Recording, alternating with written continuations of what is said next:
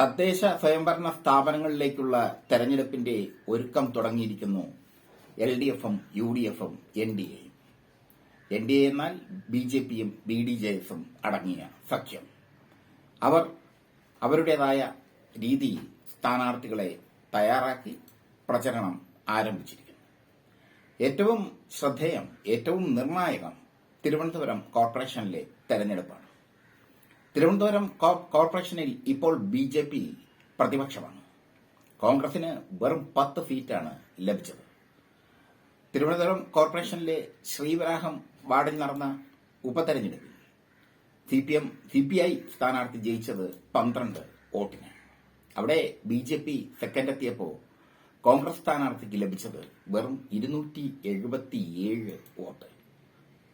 ഈ സാഹചര്യത്തിൽ തിരുവനന്തപുരം കോർപ്പറേഷൻ പിടിക്കാൻ BJPയും നിലനിർത്താൻ CPMും ശ്രമങ്ങൾ തുടങ്ങിയിരിക്കുന്നു. പക്ഷേ തിരുവനന്തപുരം കോർപ്പറേഷൻ LDF ഭരിക്കണമെങ്കിൽ അത് തീരുമാനിക്കേണ്ടത് SDPI എന്ന പാർട്ടിയാണ്.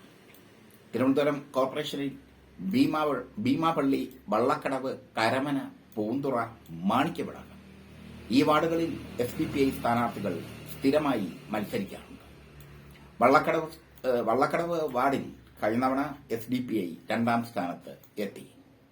പാങ്ങോട് പുലപ്പാറ ഗ്രാമപഞ്ചായത്ത് വാർഡിലേക്കുള്ള ഉപതെരഞ്ഞെടുപ്പിൽ SDPI വിജയിച്ചു കയറി UDF സ്ഥാനാർത്ഥിയെ അട്ടിമറിച്ച്.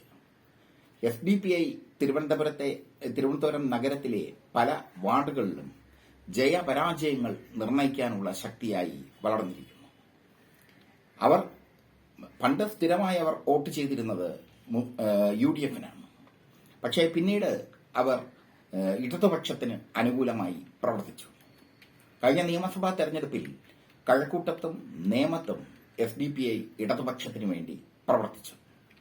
നേമത്ത് B. ശിവൻകുട്ടി ജയിക്കുകയും മന്ത്രിയാകുകയും ചെയ്തത് SDPI വോട്ടിന്റെ ബലത്തിലാണ്.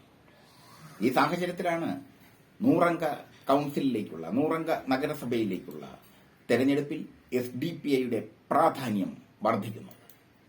തിരുവനന്തപുരം ഭരണത്തിൽ LDF ജയിക്കണമെങ്കിൽ, LDF വീണ്ടും വരണമെങ്കിൽ അതിന് SDPI വോട്ടുകൾ നിർണായകമാണ്. ആരുടെ വോട്ടായാലും ഞങ്ങൾ സ്വീകരിക്കും എന്നൊരു സമീപനം കഴിഞ്ഞ നിയമസഭാ തെരഞ്ഞെടുപ്പിൽ LDF എടുത്തിരുന്നു. അത് LDFന് ഏറെ ഗുണകരമാവുകയും ചെയ്തു.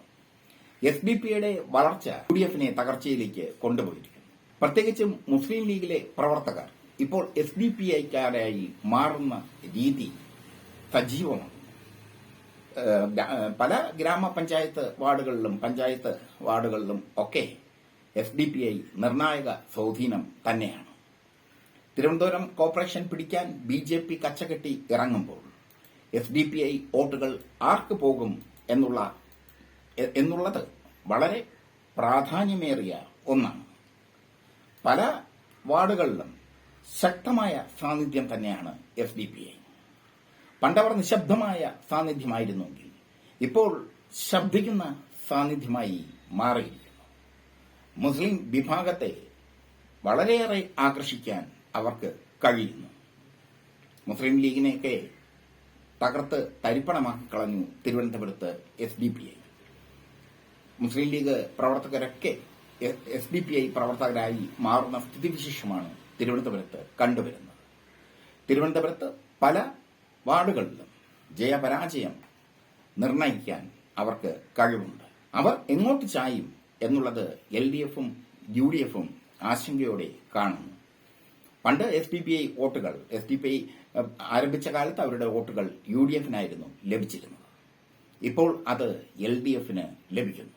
എന്തായാലും തിരുവനന്തപുരം കോർപ്പറേഷൻ നിലനിർത്തണമെങ്കിൽ SDPIയുടെ പിന്തുണ CPMന് ആവശ്യമായി വരുന്നു. വള്ളക്കടവ് വാർഡിൽ അവർ മിന്നുന്ന പ്രകടനമാണ് കഴിഞ്ഞ തെരഞ്ഞെടുപ്പിൽ കാഴ്ചവെച്ചത്. അവിടെ അവർ 2ാം സ്ഥാനത്തെത്തി. UDF ദയനീയമായി 3ാം സ്ഥാനത്തേക്ക് പോവുകയും ചെയ്തു. തിരുവനന്തപുരം കോർപ്പറേഷനിൽ UDF ദുർബലമായി വരികയാണ്. എന്തായാലും SDPIയുടെ പ്രാധാന്യം തിരുവനന്തപുരത്ത് വളരെ വർദ്ധിച്ചിരിക്കുന്നു.